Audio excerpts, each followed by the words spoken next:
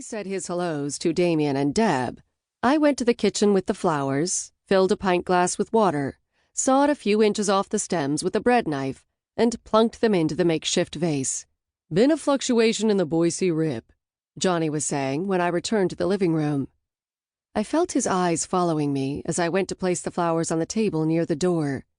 "The past day or so, the energy surrounding it has started to swell and recede in a rhythm, like a tide."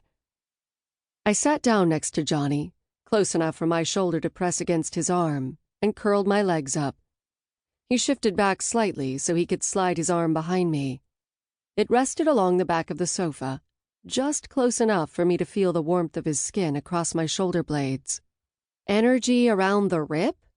Deb asked, tilting her head. Damien's eyes lit with interest, and he leaned in as if to be sure to catch whatever Johnny said next. "The interdimensional rips emanate their own power," Johnny said. "That's one of the reasons access to the major rips is restricted." The local rip was a permanent tear between dimensions, a doorway that allowed hellspawn to invade our world. My job on Demon Patrol consisted of trapping and killing the minor demons that came through smaller, spontaneous interdimensional burps that occurred randomly.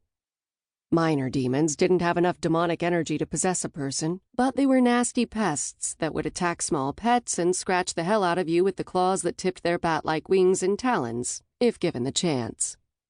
Minor demons were mostly just a nuisance. It was the archdemons that really caused trouble. They were much larger and more powerful hellspawn, capable of possessing humans. If the possession could be reversed in time through exorcism, separating the demon from the human before the creature drove the person to kill, the possessed could usually fully recover. But if a person took another life while possessed, the fusion was permanent.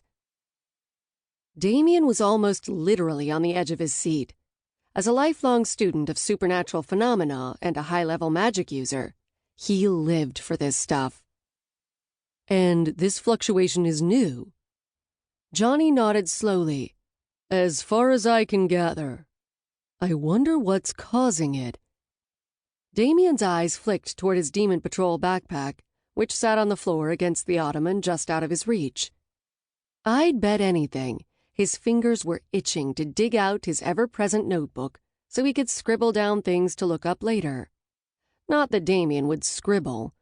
His handwriting was so legible and consistent it was practically its own font. Roxanne looked up from her phone. "Maybe it's 'cause of Halloween. I'm dressing up as Supergirl. Hey, can we start the movie now?" "Actually, there could be something to that," Damien muttered to himself, giving in to his urge and reaching for his pack. While Damien bent over his laptop, the glow of the screen revealing his squint-eyed focus, the rest of us settled in to watch the latest superhero flick. I kept thinking of what Johnny had said about the rip fluctuation. Rhythmic, he'd called it. I'd asked him to bring his scanner so he could check how much of my human essence was still left. A few months back, I'd briefly died after a call on the job went awry, and when I came to on a gurney that was queued for the morgue, things had been, well, strange ever since. The soul of a reaper had hitched a ride with me back to the living. Johnny had been doing measurements every 2 or 3 days, and over the past several weeks, the reaper soul that had tethered itself to me had seemed to slow its consumption of my soul.